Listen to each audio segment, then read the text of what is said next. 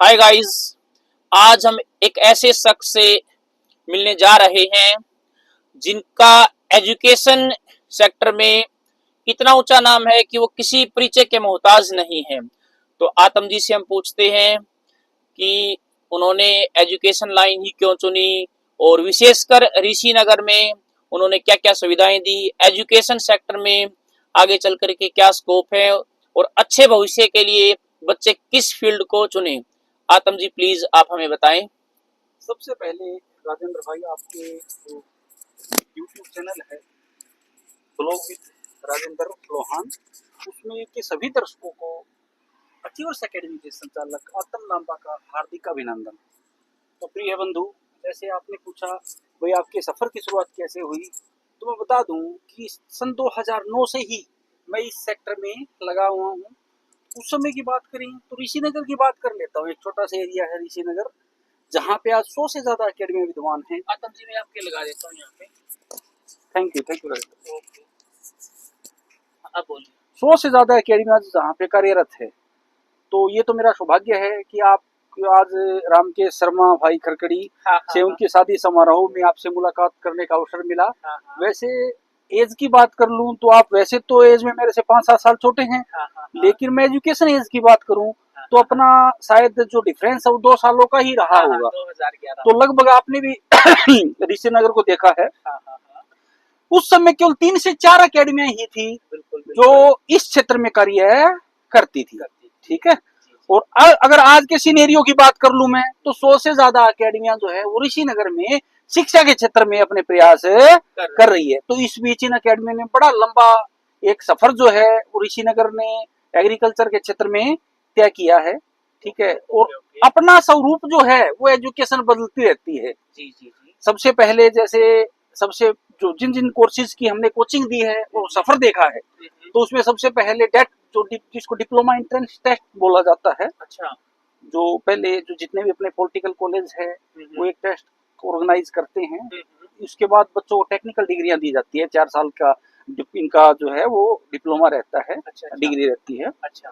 तो सबसे पहले डेट की तैयारी कराई जाती थी, जिसमें हजारों छात्र जो है वो ऋषिनगर में तैयारी करने के लिए आते थे। ओके। उसके बाद थोड़ा सिनेरियो चेंज हुआ।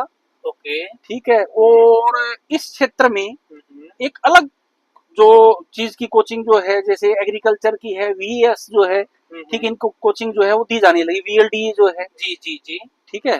तो 2-3 साल तक इनका कार्य भी पीक पे रहा। उसके बाद में स्वरूप दोबारा चेंज हुआ। ठीक है। जिसमें जैसे एस्टेट है, हरियाणा राज्य है पात्रता परीक्षा, जिसको पहले राज्य पात्रता परीक्षा स्टेट के नाम से जाना जाता था। अच्छा। ठीक है। उसके क्षेत्र में भी इन अकेडमियों ने काफी सराहनीय कार्य किया। ओके। ठीक है। उसके बाद दोबारा से सिनेरियो चेंज हुआ।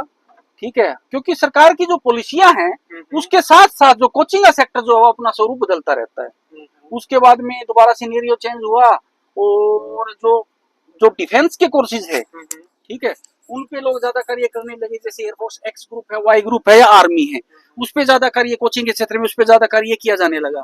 तो आतम जी अब आज के टाइम क्या सिनेरियो है? क्या आपको लगता है कि कोई नया भाई कोचिंग सेक्टर में आए या वो अपना फील्ड चेंज करे? आपको क्या लगता है एजुकेशन सिस्टम एक माफियाओं के हाथ में जा चुका है या एक छोटा भाई भी इस काम को स्टार्ट कर सकता है? प्रिय बंधु, मैं आपको बता दूं कि आज जो है कोचिंग का सेक्टर जो काफी स्वरूप बदल चुका है। जैसे ही लॉकडाउन आया तो ज्यादातर जो इंस्टीट्यूट जो है ऑनलाइन पे चले गए और कुछ लोगों ने, बाहरी लोगों ने भी ऑनलाइन पे अच्छा कार्य किया। तो कुछ लोगों की आस्था है या कुछ परिजनों की या पेरेंट्स की आस्था जो है ऑनलाइन में, ऑनलाइन कोचिंग के क्षेत्र में बढ़ी है। लेकिन वो इतना प्रासंगिक नहीं है। आप उसको इतना जो प्रैक्टिकल चीज नहीं मान सकते, क्योंकि एक तो बच्चा जो फेस टू फेस टीचर से अवगत है, जितनी अच्छी कोचिंग वो ले पा रहा है और डेली उसका ऑब्जर्वेशन होता है, वो ऑनलाइन में नहीं। ऑनलाइन तो एक ये मानो कि आप 2 धारी तलवार की तरह है। सीधे भाई। अच्छा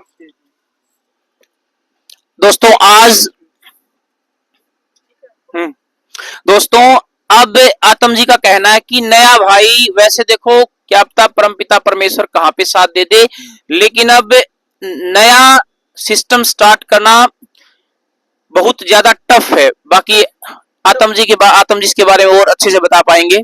टफ इसलिए है, जैसे एक तो ऑनलाइन फैक्टर मैंने बता दिया, दूसरे जो बड़े बड़े इंस्टीट्यूट है, ठीक है, वैसे मैं किसी का नाम इस ओके, आपकी ओके। वीडियो में नहीं लूंगा। कोई बात नहीं, कोई जो बात बड़े बड़े इंस्टीट्यूट जो है वो छोटे छोटे शहरों में भी आ चुके हैं, जो ऑनलाइन और ऑफलाइन दोनों तरह की कोचिंग प्रोवाइड करते हैं। उसके बाद अगर बात कर लूं, भाई कहीं पे कोई भी मेरा जो पढ़ा लिखा मित्र है वो एकेडमी कर रहा है, तो उसको आज कहीं छोटे शहर में भी लगा लें तो 8 से 10 लाख रुपए उसको छोटे स्टफ के लिए भी इन्वेस्ट करना पड़ेगा। उसके बाद में रेंट भी है और काफी चैलेंजिंग वर्क हो चुका है। ठीक है, तो संघर्ष तो देखो जिंदगी का सूत्र है और चलते रहना ही जिंदगी का नियम है, और परिवर्तन जो है ये एक प्रकृति का नियम है। तो आतम जी, आप किस बात के साथ बात को एंड अप करना चाहेंगे? एंड अब तो यही करना चाहूंगा, देखो ऑफलाइन कोचिंग जो है बच्चों को ऑनलाइन में ना डाल के ऑफलाइन कोचिंग ही दिलानी चाहिए। ठीक है, जैसे मैंने बताया कि ऑनलाइन कोचिंग जो है दो धारी तलवार है। ठीक है, तो ऑनलाइन पे पेरेंट्स जो है वो ज्यादा विश्वास जताए। ठीक है जी, थैंक यू, थैंक यू।